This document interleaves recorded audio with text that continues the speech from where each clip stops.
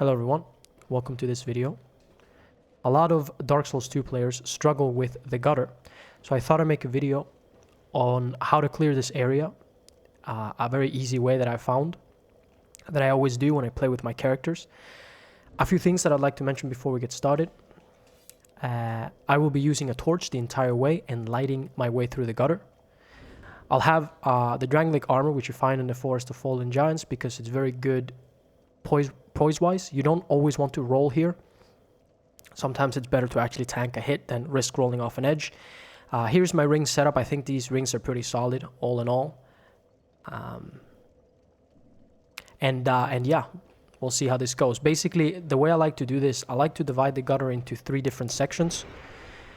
And so you have the right side, the left side, and then the path down the middle that essentially continues with the level. So we're going to go ahead and do the right path first. That floor right there breaks. We're going to do that path right there first. Now, because I'm holding a torch, the enemies will have, there you go, the enemies will be aggro towards me. But as long as you know that, it is just completely fine. These enemies have, the best thing they can really drop is their armor set, because it increases item discovery, as well as their helmet, but the helmet doesn't increase item discovery as much as other helmets. The ones you really have to be careful of are the ones with the sword. I will take a hit here for demonstrational purposes, just to show you. This is full Dragon Lake armor, and they're doing an insane amount of damage. I also have 20 vigor. So be careful with the ones with the sword.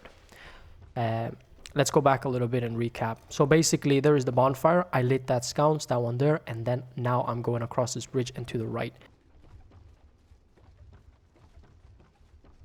The reason I'm doing the right side first is because it loops around back to the bonfire, so it's very easy to follow along.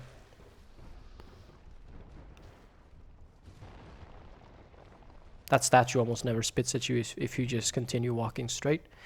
So here we go. Here's the first sort of like side area.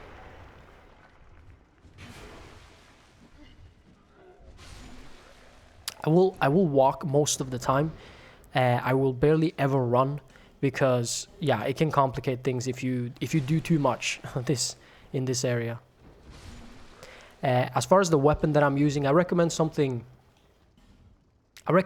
simple, something that hits side to side or has a very easy move set. Don't be using halberds or lances, crazy stuff that's just gonna get you thrown off edges and stuff. All right, so that jump right there can be made, but it's not a big deal if you don't make it. I usually don't make it. There you go, I got a baby jump right there.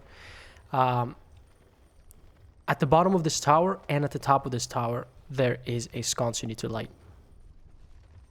As far as I'm aware, there's nothing inside this room here other than just enemies.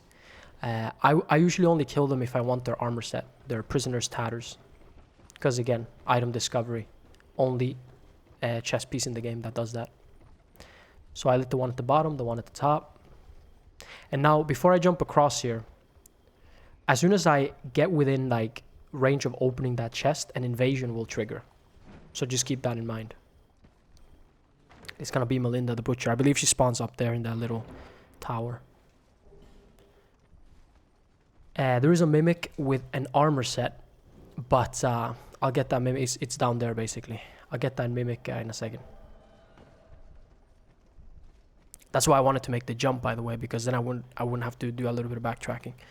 This NPC right here, let her attack first, is one of those stun lockable NPCs, as I call them. She will basically never roll away.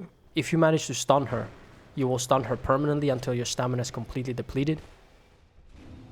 So she's an easy NPC as long as you keep that in mind.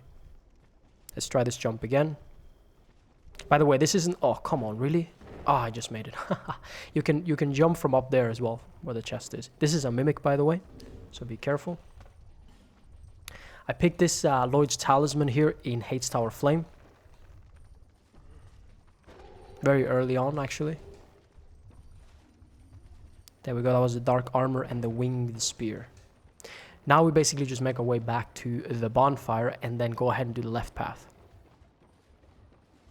You can either jump or run across here. But but jumping is a little bit easier. Prisoner's gloves, I don't think they give you anything.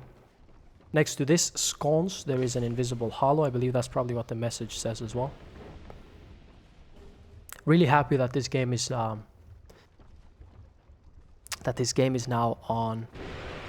online again.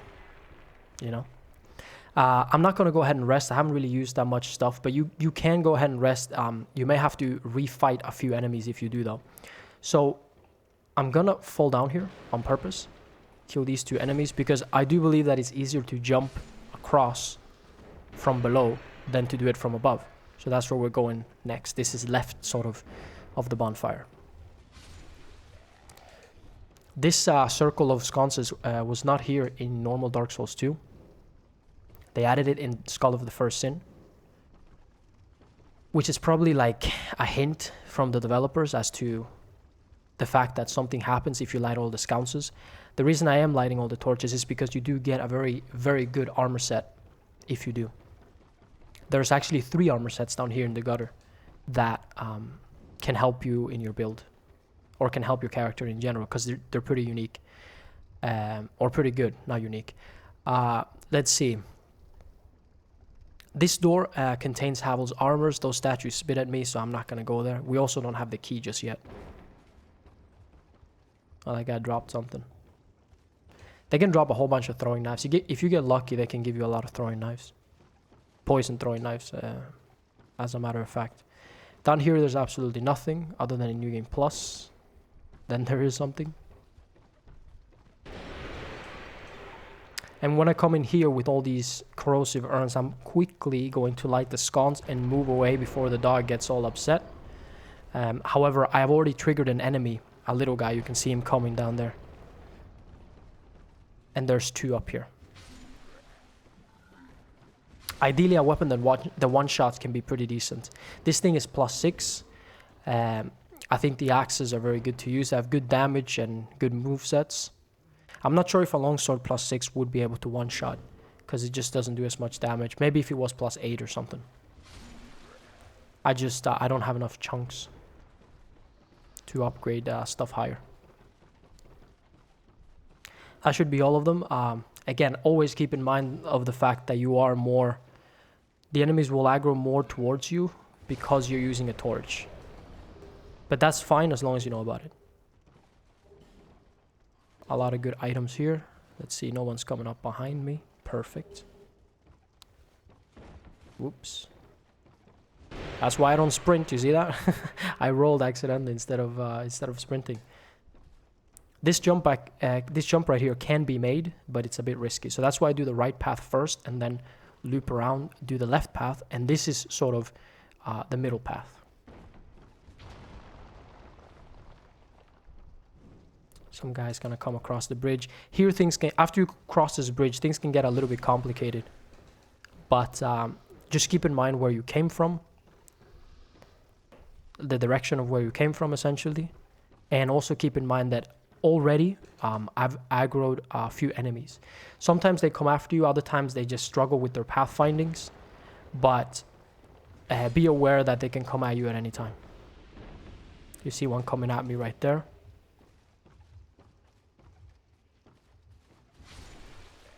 They're coming from, and there's a dog as well. They're coming from atop of that tower right there. Maybe I should use firebombs against this dog, because these enemies are absolutely ridiculous. I'm not gonna lie to you. Their hitboxes is absurd. See if we can... Boom, perfect. You can kill him with a longer weapon. You just have to keep in mind that enemies can come at you from behind. There we go, we got 3 firebombs. Was that black firebombs? Yeah, they were. That's pretty good. They're a little bit better than normal ones. So we're gonna go here where the dog came from. Break some statues. And light 2 more sconces before we turn around and go in a different direction.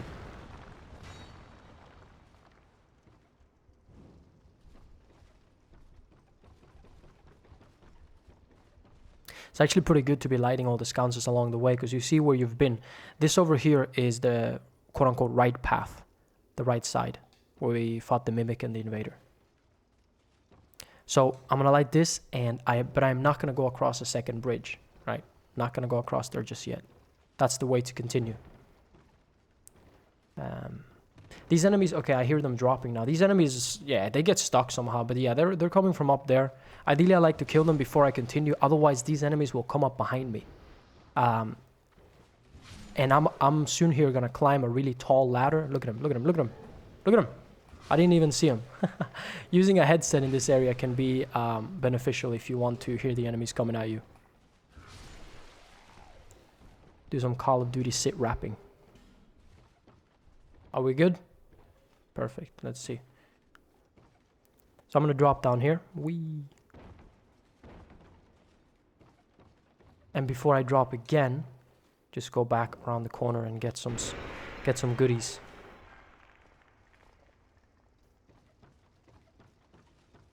Down here there are 2 enemies with swords, so do keep that in mind. They do a lot of damage.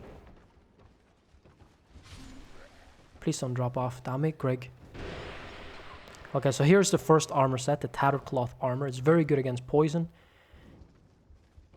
and it can be used to great effect in Harvest Valley. Try to run off there if you can. This ladder right here is super long, and the enemies can sandwich you in the ladder. The ones that I said could come up behind you. So let's just do that. You see the Ring of the Evil Eye giving me health back. That's pretty cool. The Ring of the Evil Eye can be pretty decent here if you take a lot of chip damage, because the enemies are quite weak, so you kill them quickly, and there's a lot of them. So yeah. I'm actually going to go ahead and switch to this armor. This is the second armor here, the Armor of Horus. Very, very good. Poise to defense to weight ratio. Actually one of the better ones. So it has less defense than Drang Leg, but again, defense to weight ratio, it's better. I'm pretty sure it's better. Also, it upgrades with regular Titanite if you for some reason like to upgrade armors. Now, there should only be the Hate Knight left, so I'm going to use a good backstab weapon. I can still fast roll. Good. These Hate Knights with the spears are pretty dangerous. 1, 2, roll behind him. Even if you take a hit there, it doesn't matter if you roll too early, because usually he doesn't stagger you. That's how to fight those guys. I might make a video on how to fight the Hate Knights. They're very simple enemies. They can get complicated, but they're very simple. Usually what you want to do is backstab or parry. And they're very good to practice parry on as well, because they're right next to a bonfire, so.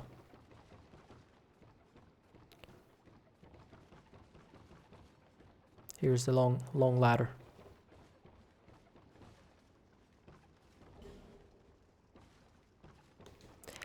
It's very important that you do everything exactly like I'm doing, like I'm showing you.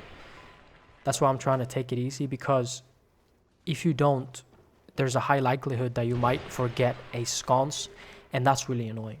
I've been playing this game for a long time, and I sometimes forget sconces, so because I try to deviate from the path that I normally take, and I get caught up in something, and I forget some sconces, which means you have to do this again, right?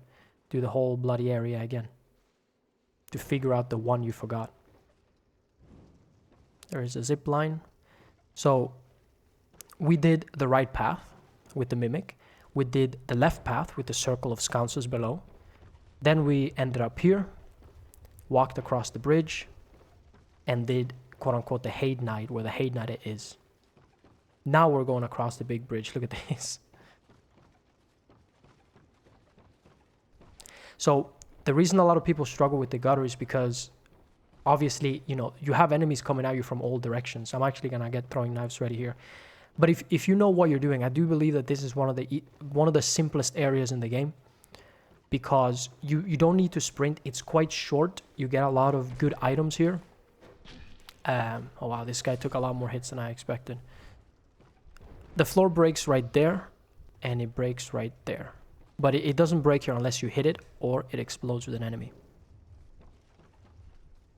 But yeah, the gutter is pretty nice, as long as you take your time and do it slowly. These enemies corrode your armor. I don't believe I have a ring that takes... We'll try to kill him quickly. Good, one shot. The strong attack.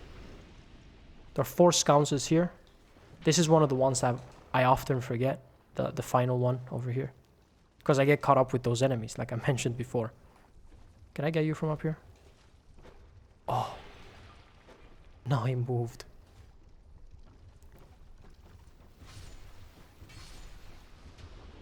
I believe there are 4 of these enemies here. Yeah. These are DLC enemies from the Sunken King DLC. Very, very fun area. Wicked Eye Great Shield gives you health back whenever you kill something. I've never really found regeneration builds to be that useful. So I can hit this floor to break it. I will have to fight a dog here, so I'm going to use a weapon with a little bit more reach, because those dogs can be pretty annoying. Let's see if I can break it without falling down. There we go. And also get my fire bombs ready. As a matter of fact, I am going to get these as well ready. Because yeah, you know, you just don't want to mess with these things. Look how close he is as well. Okay, there we go. Maybe I'll have to put away the torch here, because I want to do a lot of damage two-handed with my weapon. And also, oh yeah, big clubs like this, you can flatten the dogs. You can just do this actually. Hang on. That's a good strategy, as a matter of fact. But you will need some flame butterflies. I did skip an item at the tower with the zip line. If you go down that tower instead of taking the zip line, if you just try to maneuver your way down that tower, you will find 2 flame butterflies. However, I don't want those. I don't want to have to go around again, because you have to go across the zip line to get one of the sconces. The one that's up there. Right. We have black fire bombs only now. Okay. See if we can break some stuff. Ooh, that was a nice hit. And then make this jump. Let's remove this weapon. Flattening enemies is extremely strong. Boom. And here we go. We're close to a bonfire. I will do this in 2 videos, because the gutter can be pretty long. Gutter and the Black Gulch, essentially. So this is the end of this one. I'll see you in the next video, where I explore the next area coming up. Thank you for watching, and I'll see you then. Goodbye.